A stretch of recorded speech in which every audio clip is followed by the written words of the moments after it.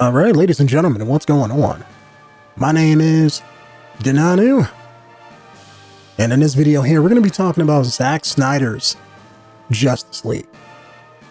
I watched it earlier today, and I just have a few gripes with it. Nothing really super important, nothing really big or anything like that. But I'm just going to give my thoughts on the original first, the one that came out in 2017.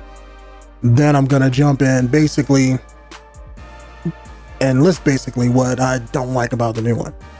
And I'm just going to take it from there. I mean, everybody's probably talking about it.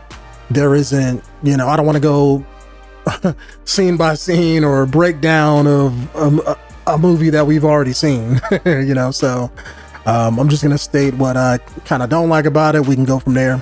It is what it is.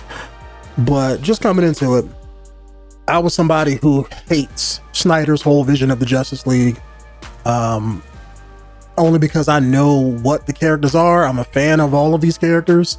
I'm a fan of comic books as a whole, and Zack Snyder is somebody who just doesn't get it. I'm going to be real with you guys. He probably doesn't read the comic books. He probably doesn't read the source material. He probably only reads the major story arcs of what he's going to be doing, like the Death of Superman or Frank Miller's Batman run back in the 80s. But he doesn't understand who the characters are, where they came from, what their motivations are. And that's probably why his movies haven't been received very well, to be honest. I'm not going to get on here and lie and say, oh yeah, I like Justice League. It's like, no, I still fucking hate it. But even with his new released version of it, I'm going to say I still hate where he takes the characters. But I will say it's not, I don't hate the movie just to be hating on it. This newer movie that they've allowed him to make is damn good. It's basically context, the movie. It's everything that should have been in the original one, because in the original movie, they chopped it up all the hell, and I don't even blame Joss Whedon for this like some people do. No, I blame WB. They hired Snyder, they hired Joss Whedon. They, whether they meddled too much or didn't meddle enough, that's all on them. It's their property. So at the end of this, WB's fuck up. But I will say this. Joss Whedon's kind of Justice League was a shit movie. Not only from a story standpoint, but a functional standpoint. If you went in and critiqued just like, okay, is this a movie? Technically, yes, but it was fatally flawed given the storytelling, the writing, the behind the scenes kind of sort of shit that was going on. The CGI mustache, like it was just a shit show of a movie. Zack Snyder's Justice League, on the other hand, is not. I was actually surprised at how cohesive it was. I knew that they allowed him to shoot some scenes and stuff like that to kind of, I'm not going to say finish the movie, because it's probably, let's be honest, it's probably not to his personal 100% spec of what he was going to do, since they had to change all that. Them meaning WB. But it is a cohesive movie from beginning to the end. 4 hours later, it's like I said, it's context the movie. It's all of the questions and stuff that we've asked in the original one. It's like, well, why didn't they have this and why didn't they have that and stuff like that. The Zack Snyder's version kind of fills in all the gaps. All the scenes that kind of felt like they were rushed or thrown in there. You have context to let scenes breathe. Characters get their moments. They form together as a team. It shows them as a team rather than the original one, but that kind of didn't. It makes a whole lot of sense at the end of the day when you watch it. When you watch Snyder's version of it, and that's probably given to the fact that it's 4 hours. I'm pretty sure if he had to cut his version down to 2 hours, shit would be fucked up too. But the fact that they give you a 4-hour movie to just let shit breathe and to let all the scenes play out, it is a cohesive movie from beginning to end. What I will say is I'm not a fan of Snyder's slow-mo scenes all that much. I like certain movies that he did and other movies I hate. But he seems to be a good action director. Not so much more for everything else, at least in my opinion. But I will say the movie did feel kind of weird in certain parts.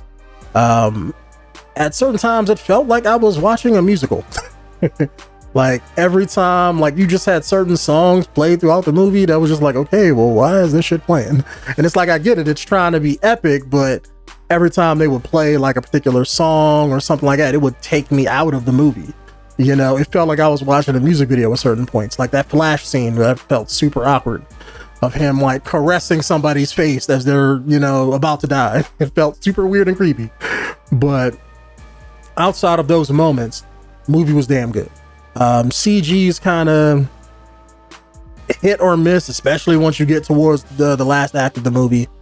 Cyborg was looking kind of weird. Like in that picture down there, that scene of them three standing there with Cyborg, it looked super awkward. Like they couldn't get Ray Fisher to come back, and you know, let's be honest, they probably didn't. So they probably just had to CG him in there, and it just looks super fucked up.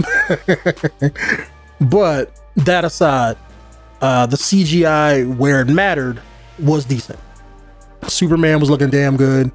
I'll touch on something else for him later I don't like, but Steppenwolf looked good. He still looks like a Transformer, you know, but it is what it is. For how they wanted to have him look, he looks good. Darkseid looks decent, I'm gonna say. I'm not 100%, you know, on board with it. Like the scene of him in that clip down below of the slideshow picture, he looks okay right there, right? The scene in the flashback of showing him fighting the old gods, the Green Lantern and everybody else, he kind of came out there with his shirt off and he just looked super weird. Didn't look right to me, but still a good scene nonetheless. Glad that they're actually having Darkseid in this movie. Who knew? You know, because the original, he was just, you know, gone. He was a thought. Didn't even show him at all. So with this one, I'm glad that they're actually showing, you know, Darkseid, Desaad. Hell, I even see Granny Goodness at the end of the movie, you know. Didn't see the Furies, but, you know, they saw Granny Goodness in there. And throughout the movie, they were a part of the plot, you know, like a story should be. Throughout the movie, Steppenwolf is talking to Desaad, you know, basically explaining the plan that they're doing, letting the audience know what they're doing, what they're planning, what their, you know, evil, you know, supervillain machinations are. You know, you got to see all of that, and it made the movie better for it. Whereas before, it was like Steppenwolf calling the box's mother and shit that just didn't make no fucking sense. You know, comic book fans knew what he meant. You know, we know where the story was going, but everybody else who's seen the movie, they were like, what the fuck? Why is he calling her mother? It was stupid. They shouldn't have had, you know, they shouldn't have had that in the movie. But in here, it kind of makes sense. You know, I even thought that they were going to have one scene at the end where Cyborg is trying to hack into the mother boxes and, you know, to separate them like they did in the older movie. They added another scene where it was kind of like him talking to the mother boxes, and you had like, I want to say like his mom, his dad, and he was standing there representing the consciousnesses of the three boxes. And I was like, okay, cool. It's like one a mother box and one a father box, and then he would be the in between. I was like, are they going to do that? Because that's a thing in the comics. You know, there are mother boxes and then there are father boxes. They're two separate entities. So I figured they were going to do that, but no, it was just, you know, using them because he knew the images of who they were trying to represent. But outside of that, the Flash scene, like I said, that was one thing that I found creepy. I don't really have a whole lot of gripes with the movie, to be honest. I liked certain dialogue scenes that was in the original Justice League and not in this one. I don't know why they changed certain lines. Maybe they went with Zack's lines versus Joss Whedon's lines from the original. But Superman was fucking off. I'll say this. They brought Superman back. They've extended that whole scene where he fights the Justice League. That was fine. They didn't have that stupid line in there, you know, do you bleed type thing. They just kind of showed the scene the same way. They extended it a little bit, and then he took off with Lois. Lois's part in the movie is just very minimal. She talks to, like, I think Martian Manhunter one time without realizing it, and she just shows up at that Superman scene when they're all fighting him, you know, so there's no context to her being there. Like in the original one, it was, you know, they had a line in there where I think Batman was like, oh, she's the secret weapon that can stop him, you know, whereas in this, that line wasn't in there. She just kind of just shows up. Superman, on the other hand, was weird, like I said, because they have the same thing. He comes back, he goes to Smallville with Lois, but then he kind of shows up at Batman's Batcave, talks to Alfred for a bit, and then he goes to the ending scene of them fighting in the Ukraine or Russia or wherever that nuclear plant was. And a lot of the lines that he had in the original 2017 cut, I liked. Like him showing up in the original red and blue outfit, you know, saying the one line, it was like, I stand for truth, but I'm also like a big fan of justice or something like that. I thought that was a great line for Superman to say. He was smiling a whole lot more. He was cheerful. He was, you know, being the Superman that everybody wants him to be. And whereas in Zack Snyder's version, it's like, okay, he shows up in the black costume, which is fine, I guess, but then they have him show up at the end and he doesn't say none of the lines that he did in the 2017 one. And to me, that changes the character completely, because he's not angry at that in the last scene, but he's not cheerful. He's not hopeful anymore either. And that was kind of weird because it's like Superman is that guy. He is the hopeful guy no matter what. And that's one thing I thought that they fixed with Justice League in the last one. But in this one, I guess they decided to go Zack's way. And like I said, he doesn't understand the character, so fucked up Superman. If they wanted to write that a little bit better, at least I would have him do the same thing that he did in this one, where he shows up at Batman's spot, talks to Alfred wearing the black costume, and let's say Alfred be like, oh, he said you would show up, you know, we already have your costume ready and waiting, and have him give Superman the red and blue outfit. Because when they resurrected Superman in the movie, in this version, they have a kind of extended kind of scene of them walking into the Kryptonian ship. And it's like the ship still recognizes Clark Kent's dead body.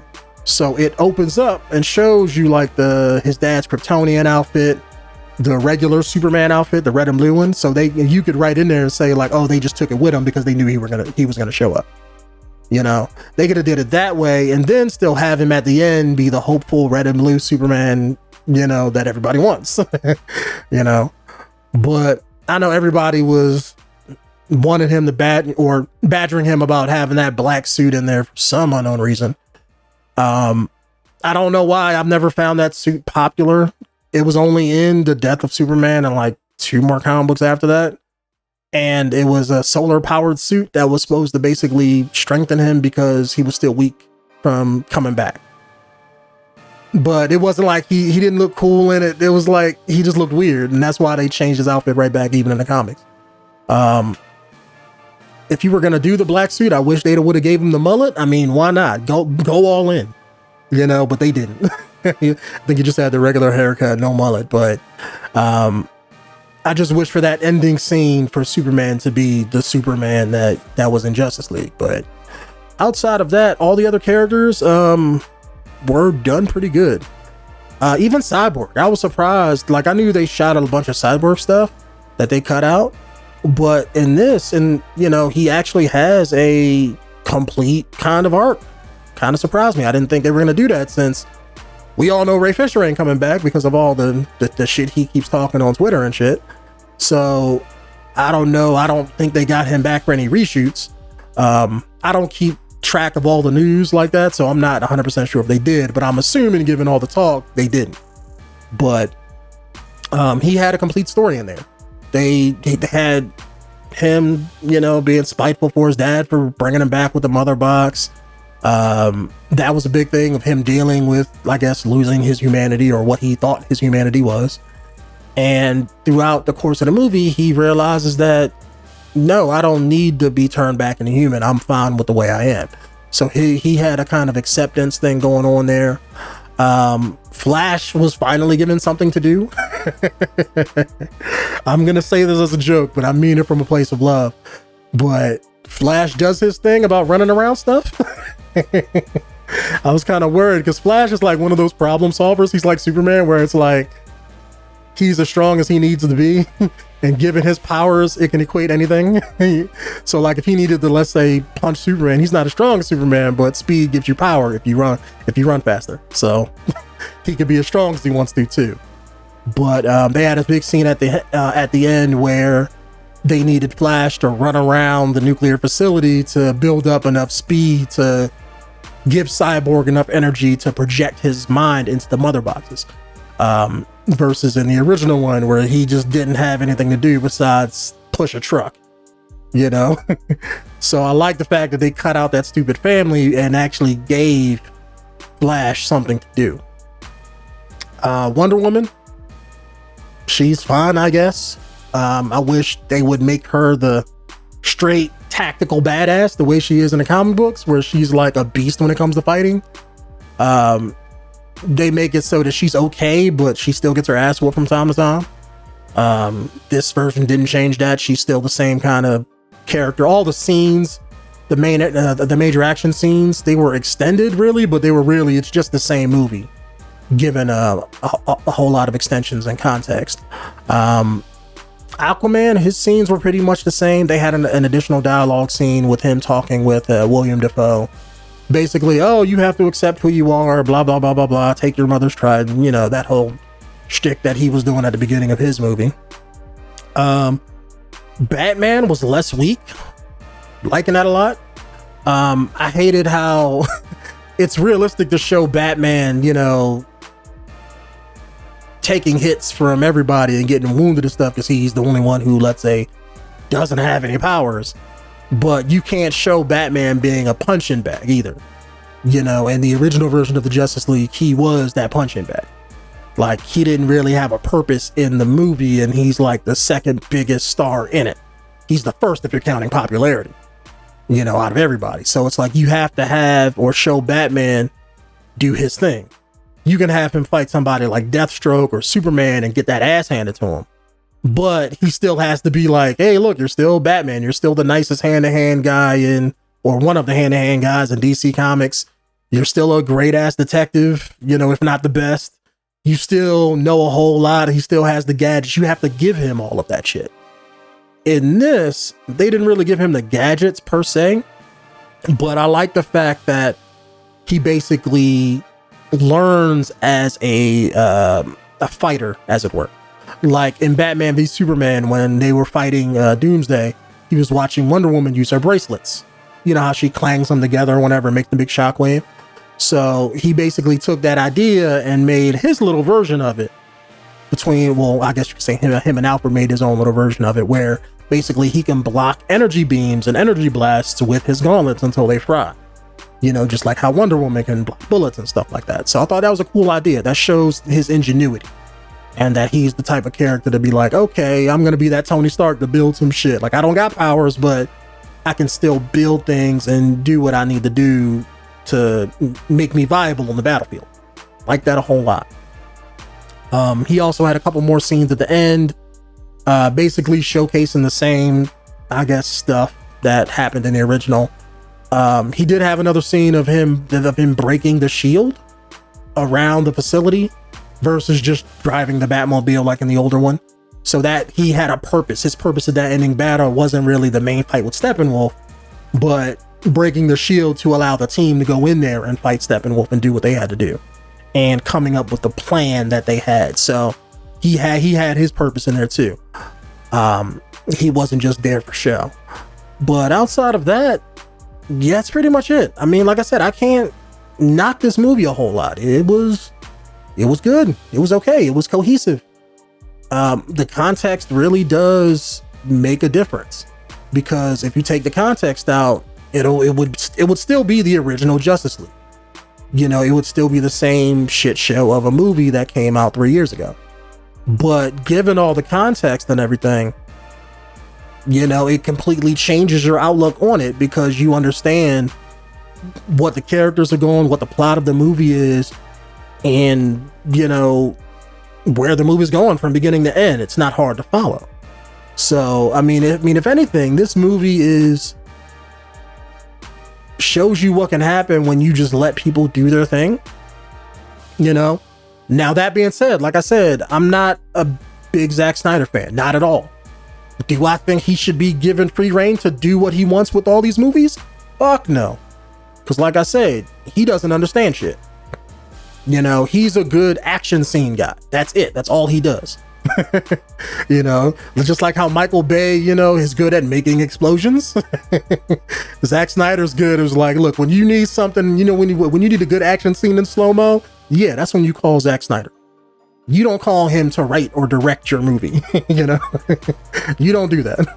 Especially not this movie if you're trying to be like Marvel.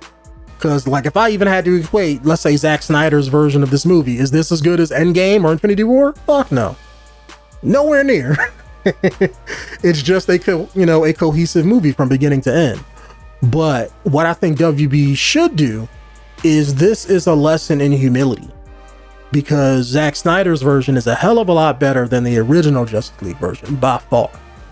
And WB fucked up the DC cinematic universe, or whatever they're calling it these days. They fucked that up. Zack Snyder, I could say I can give him 20% of it, because a lot of his ideas they ran with, because they chose him to be that guy. But at the end of the day, it was WB who chose him to be that guy. So WB fucked up their own shit before it even left the port. Honestly, what I think they should do, and I would say this the same thing to Marvel too, is you have to have a plan. Number one, plan out your shit. Two, WB should be like, look, you have free reign to do your thing, but Superman has to be this way, Batman has to be this way, Wonder Woman has to be this way, Aquaman has to be this way, Cyborg has to be this way, and Flash has to be this way. And you can vary that up however you want to tell your story, or whatever story WB wants to tell. But it has to fit whatever ongoing narrative you plan throughout your movies. If you want to do Injustice Superman, fine. Do Injustice Superman. I wouldn't even be mad at that. I would give WB more balls if they did do that. But stick to that shit. If you don't want Zack Snyder to come in there and be like, look, I control everything, I'm going to do things my way. No, fuck that. He doesn't own these properties. WB does. It's WB telling him like, look, you're going to do this or we're going to hire somebody else. That's just how we're going to do it, And if he don't like that, then okay, he can step off.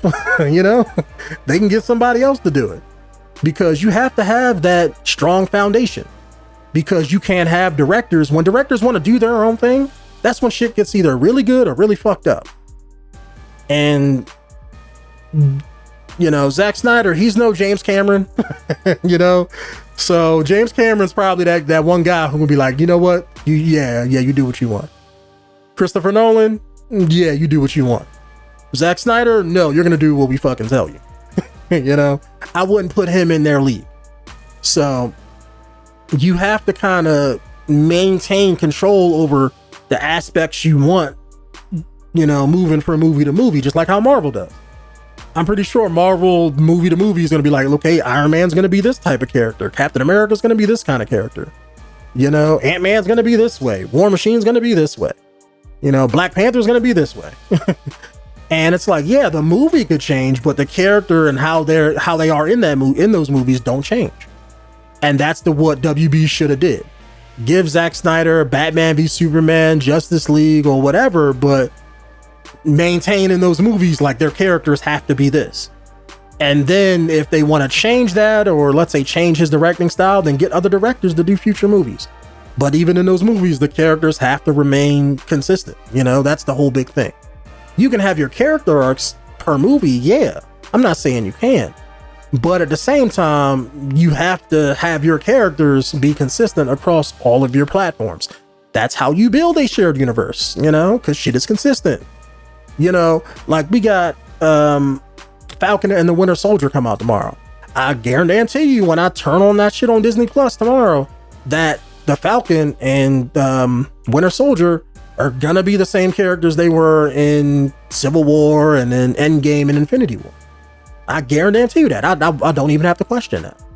You know, you can make them go through their little personal arcs or feelings and stuff like that, but they're still going to be the same character at the end of the day, you know, unless you have like a grounding change with their personality, like they did with Captain America, going from movie to movie. So WB needs to do the same thing. Honestly, I don't know where they can take this whole thing. I think Zack Snyder already said that his movie and the storyline in it isn't canon to whatever WB's doing. So if he's saying that, then I would assume that WB's just still going to do their own thing and they have to work shit out and figure out what they're doing. But if tons of people like this, and I guess if it makes them a lot of money, AT&T can tell WB to do, like, you know what, look, just bring everybody back, pay them however much money they want, and continue with Zack Snyder's story if they wanted to do that, you know, and they easily can. So it's just whether they choose to do that up over at AT&T, because they're the ones who greenlit this, probably not WB. So they can easily just come back and just pick up where things left off and continue forward. It's going to be weird because they've already set the tone of like Aquaman and Shazam and stuff like that, but you can easily make the next movie and have Aquaman be the happy, cheerful Aquaman that he was in his movie.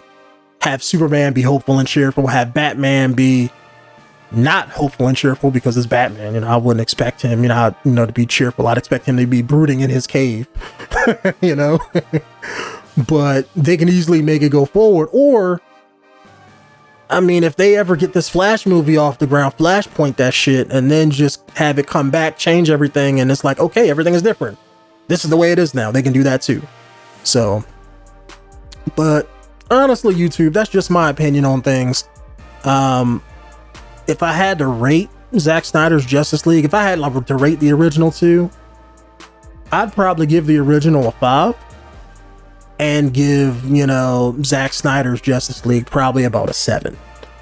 It's, at the end of the day, like I said, it's the same movie, just more fleshed out, and it's showing you context to everything. Things aren't just magically found out and known, like in the original one. So it's still, okay. It's damn good visually. I will say that. What is not visually, damn good is that shitty aspect ratio that Zack Snyder shot that shit in. That shit is garbage. That's what I mean about having people like get full reign to do what they want. Like, fucking no. Like, make that shit widescreen just like every fucking else. Why you gotta be, fucking different and stupid? Director, stop trying to do that dumb shit. But anyways, YouTube, let me stop rambling. It's been going on 28 minutes here. So if you guys want to see me do more video commentaries like this, if you want to see me do anything specific as far as a video topic, let me know down in the comments below, and I'll see if I can make it happen. I got most of the streaming services. I'll plan to still go to the movies as soon as things open back up like that where I'm at. So if you guys want to see me ramble on about something you want to hear me ramble on, just let me know. But my name is Denonu. Be safe out there, and I will see you guys in the next one. Later.